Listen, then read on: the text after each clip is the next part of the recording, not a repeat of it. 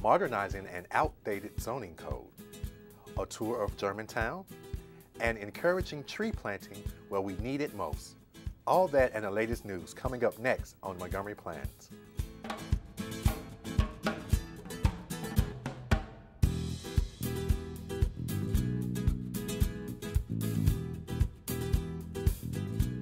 Thanks for watching Montgomery Plans. I'm Michael Brown. We're here to bring you up to date on important land use issues facing those who live and work in Montgomery County. On today's show, we'll learn where things stand in the Planning Department's zoning rewrite project, evaluate progress in Germantown's town center, and show how some county residents can obtain a free tree. But first, let's go to the top news-making decisions of the Montgomery County Planning Board.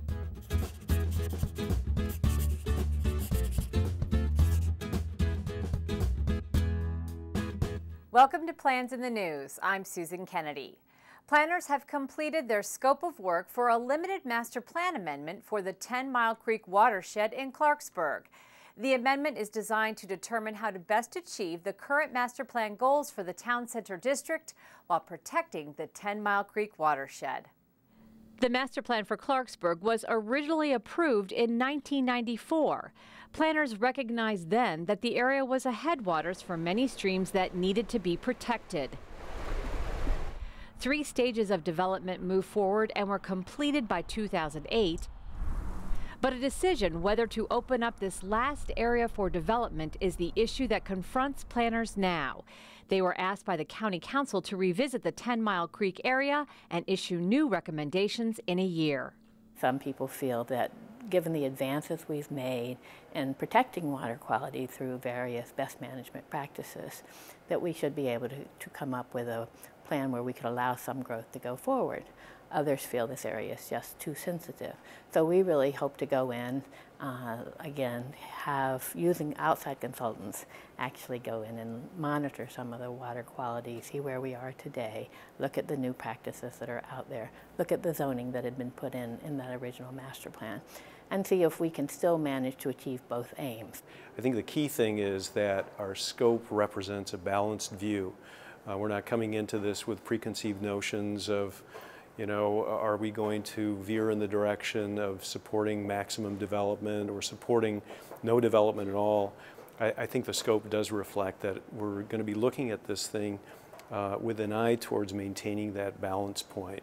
And we don't know where the balance point is yet. That's something that we want to get out of this process.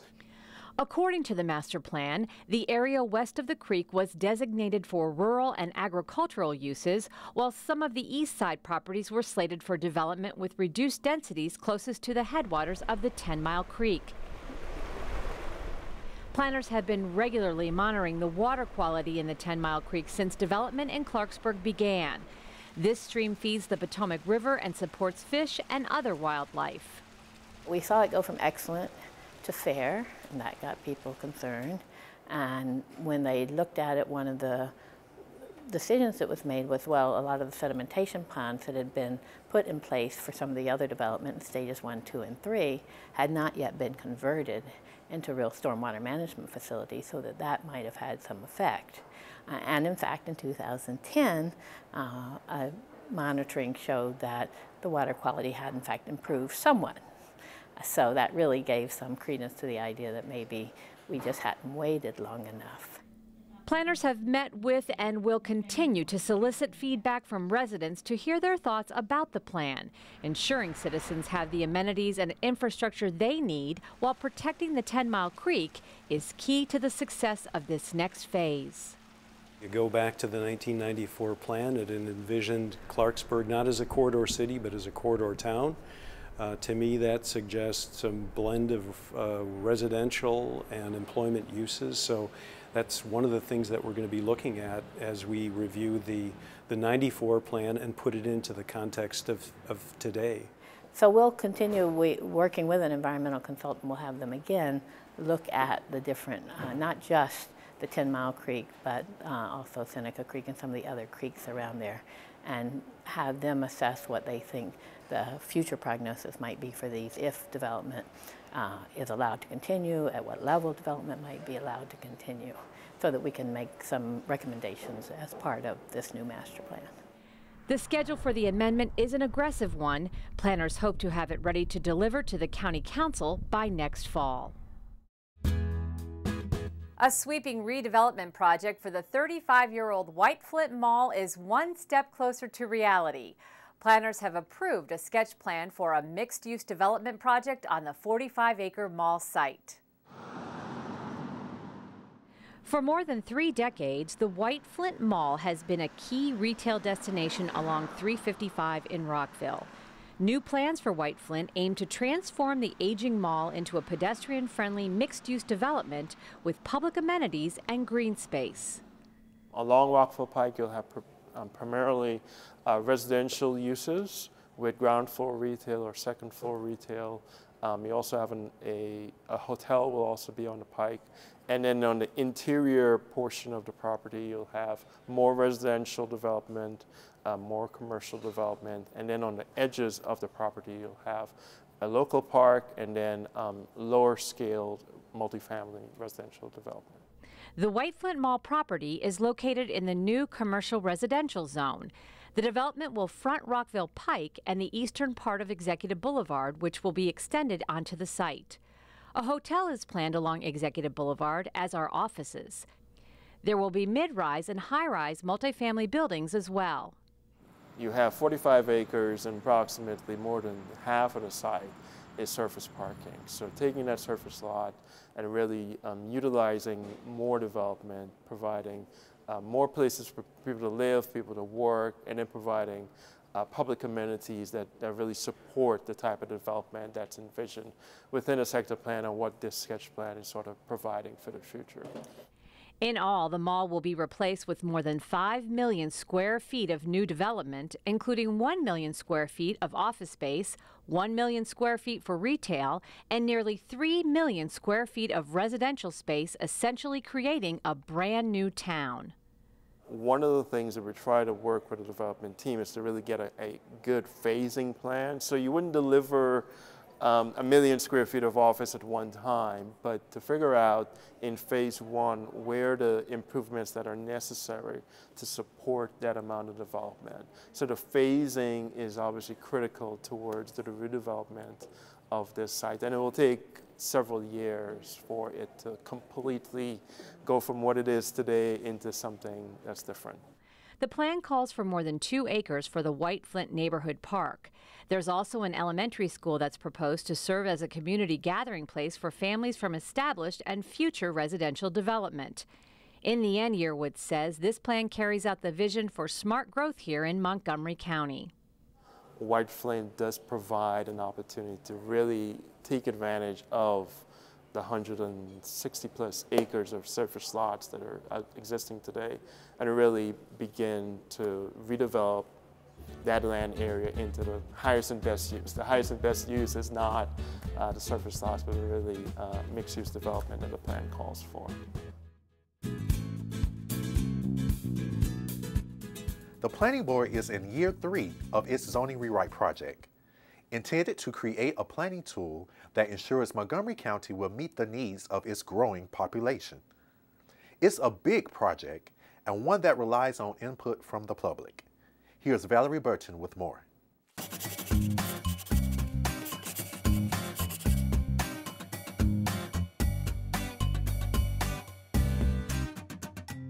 Planners are rewriting the zoning code to modernize antiquated, redundant zoning regulations and create new tools to help achieve goals in community plans. The revised zoning code will cover what's permitted in each zone, how one can build, and the process by which development is reviewed and approved. Recently, I met up with Planning Board Chair Françoise Carrier in the Woodside neighborhood of Silver Spring. I first asked her where things stand now. Well, our staff has finished a draft of the zoning ordinance rewrite, and they're now presenting it to the Planning Board. So we're having a series of public meetings. Some of them are reserved for members of the public to come and give us their thoughts about the draft. Some of them are for the Planning Board members to talk about the draft with the staff. I've heard you say this is the single most important project facing the Planning Board in the near future. Why is that? Well, this zoning ordinance rewrite is going to give us a tool that will really help us in all of the other functions we have to manage development in the county, to do good planning for the county, to really give us the kind of development we want in the places where it makes the most sense. We have this big, old, outdated zoning ordinance. It has a lot of ambiguities, inconsistencies. It's very hard to use, and it's 1,200 pages long. No one should have a zoning ordinance that big, and that's not helping us do our planning and zoning work. And this tool is just essential to let us do that. Little is expected to change in places like Woodside, which is a great example of the county's well-established single-family neighborhoods. The new code allows those neighborhoods to evolve gradually to meet the needs of current and future residents. To understand what that means, I traveled to Tacoma Park. There, I was joined by architect Carl Elefante, who served on the Planning Department's Zoning Advisory Panel while staff was drafting the comprehensive rewrite. He explained that Tacoma Park is an example of what the new ordinance could achieve. You can see right here where we're standing is there's a range of houses from really very modest bungalows that are as small as, say, 600 to 800 square feet. And then, right across the street here, there are, 2.5-story Victorians that are just, these painted ladies, absolutely beautiful houses, really just side by side, little lot houses, big lot houses right next to each other. The other thing is that a lot of these houses have been converted to be multifamily as well. So why is that good? People get to move here when they have young families. They live in these wonderful little houses, raise their children there. Then after they retire, there's an ability here in Tacoma Park really to have this tremendous diversity of housing stock that really makes it so that you're able to age in place. You're able to live in this community really from birth to death. And adding to this diverse residential area is a nearby commercial center that serves the residents well. Tacoma Park actually now has some very basic services. There's a drugstore, there's a hardware store, there's wonderful food retail, a real variety of places to eat. There's a wonderful grocery store that's a food co-op. There's also some really unique Tacoma Park things that really express the character of the town, like, for example, the House of Musical Traditions, which is a true institution here. How can the zoning rewrite help bring this sort of thing to other communities? Well, the zoning rewrite has a number of provisions that essentially allow change in residential neighborhoods, and it's incremental change. It's very similar to what's happened here in that a sense of an assessment of the character of the existing community, of the existing neighborhood, in fact, the street that you're on, is really required as you propose alterations to existing residential. It's not a one-size-fits-all proposition. The zoning rewrite calls for bigger changes in the county's commercial areas where mixed-use development would encourage property owners to redevelop aging strip centers. Planning Board member Casey Anderson explains the benefits.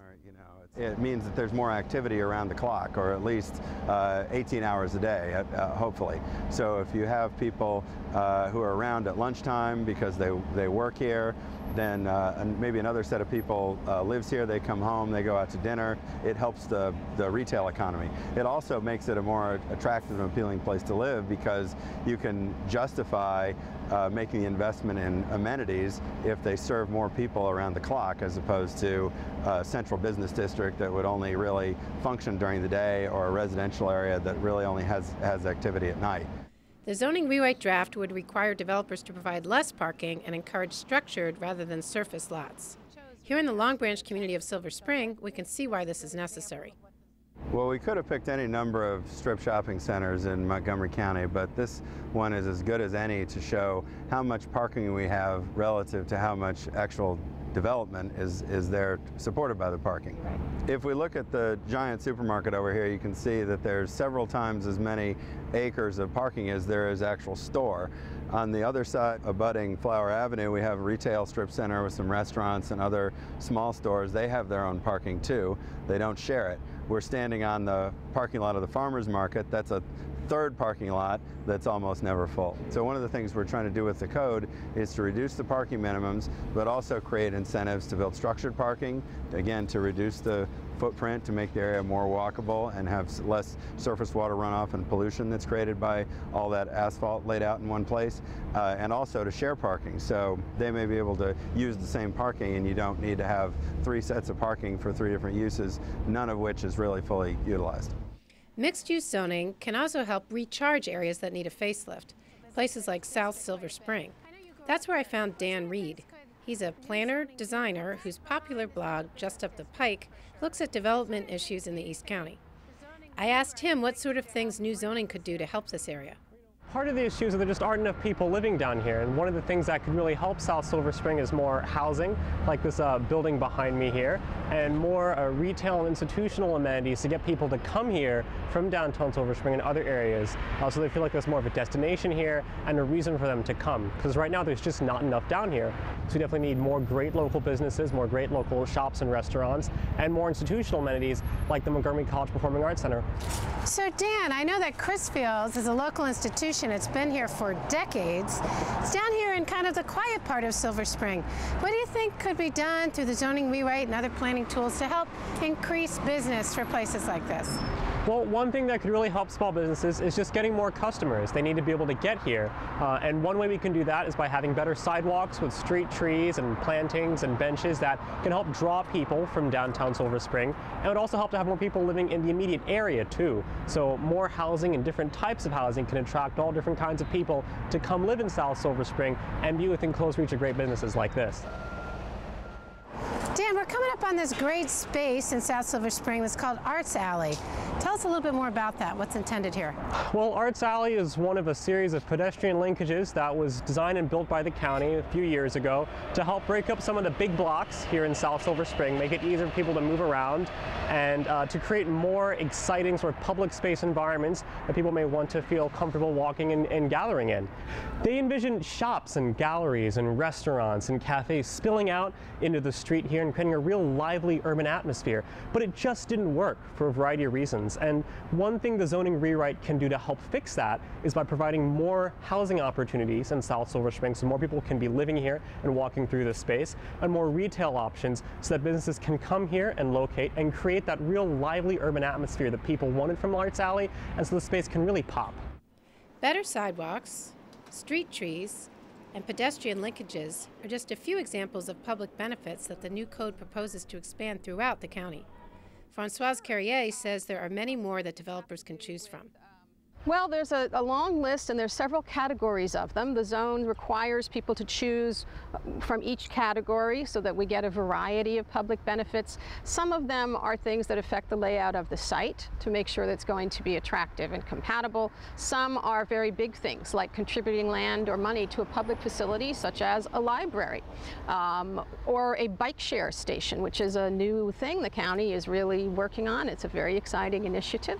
Some of them have to do with the streetscape, like a mid-block crossing, which is an opening in a long line of buildings, which really can be helpful for pedestrians and bicyclists to break up the blocks. So we might have someone really reserve a little bit of land and make it a nice open space that's attractive. Maybe some art on the walls, maybe some street furniture, a place that people will feel comfortable. It really can change the appeal of a place. It really can. Small stuff makes a big difference. The Planning Board will continue to hold public sessions throughout the fall. Residents are encouraged to submit their comments and concerns in writing or in person. Late this year, the board's recommendations will be forwarded to the County Council, who also welcomes public comment. For more information, visit zoningmontgomery.org.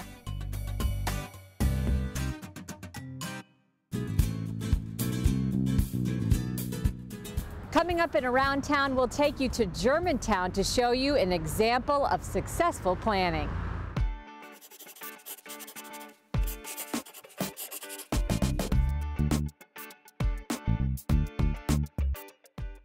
I'm here with Fred Boyd, who is a community planner with Montgomery Planning Department, and we're in the heart of the Germantown Town Center in front of Black Rock, which is a landmark here in Germantown.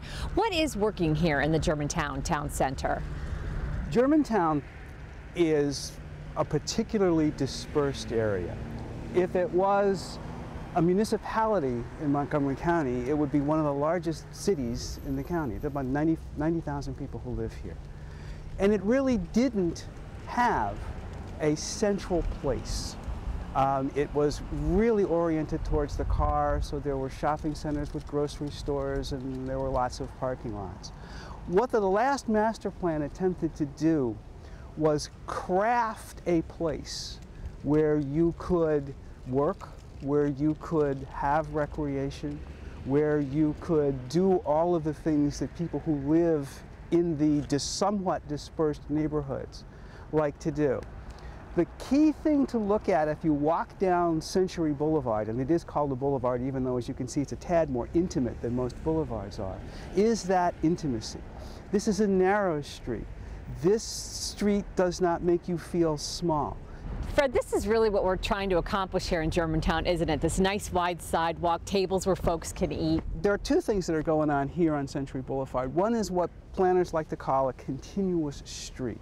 That is a place where there is space, but not all that much space between the street and the building. There's a frame that really does occur here so that you are in a place, the place is appropriately scaled. But in addition to that, you need some open gathering place in front of the Black Rock Center. This is a really extraordinary, I think anyway, small, relatively intimate open space. Black Rock is a very popular cultural site. Just down the street is the library. You can come to the library. You can come and see a concert. This is what living in a place is all about. This is a perfect example of that smart growth that we're trying to achieve here in Montgomery County. This is a very successful, although not wholly successful. Right behind us is the Safeway. The issue with the Safeway parking lot is Safeway's desire to have a clearly visible parking area for people who are coming to Safeway by car. And that is in a little bit of tension with the planner's desire. In a perfect world, that Safeway's entrance would be right along Century Boulevard. And the parking might be perhaps behind it. Okay, we're walking down Century Boulevard, headed toward the library, which we spoke about earlier as a good community gathering place as well. Let's talk a little bit about this site and how it works and might not work here. Just like the Safeway we were just talking about, there are some challenges here as well. Again, you have a library that is serving both people who live right in the immediate vicinity and people who may live farther away and may have to drive. But in order to accommodate the different sets of people, if you will, the people who are going to drive to this building and the people who are going to walk to this building, some parking is necessary. And what they wound up having to do here, which is, I guess I would say, not an optimal solution, is to have the door for this library over there on the side. Okay. The other issue is with the length of the library on this block, you run a bit of a risk of having what planners might call a dead zone, where you don't have enough pedestrian activity regularly on this side of the street. But as I say, compromises are necessary throughout, and this is a largely successful institutional use in the town center, just where it should be. Fred, a big part of a success of a community like this is transportation and providing some mass transit for folks. We do have bus service here in Germantown, and eventually we're hoping the Quarter Cities Transitway will make its way up here. How important is this to the success of this plan? This is very important. In addition to needing alternative means of transportation for people, the idea of having mass transit service, buses or the Quarter Cities Transitway farther in the future, will mean that we will be able to reduce our carbon footprint, to be more sensitive to the environment at a time when that sensitivity is absolutely critical. So what's happening here that's very valuable is a centralizing of those locations. So there's a transit center where all the buses will come and stop. And there'll be a CCT stop in the town center as well, so that people who want to travel longer distances will be able to do that without having to use their cars. Besides the buses and the eventual arrival of the Quarter Cities Transitway, we also have the MARC train, which is important to a lot of folks here. MARC has historically been the way people have commuted relatively long distances in Montgomery County.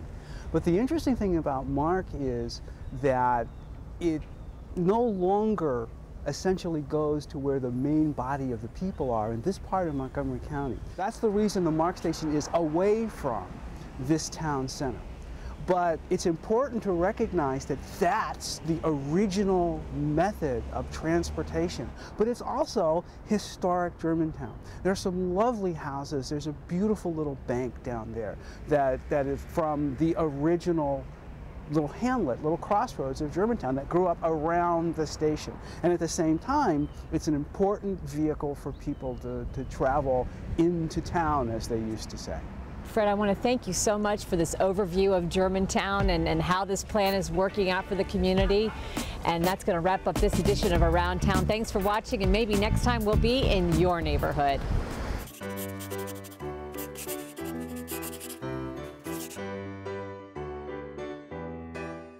Recently, planners took a look at the county's tree canopy cover to see where improvements could be made.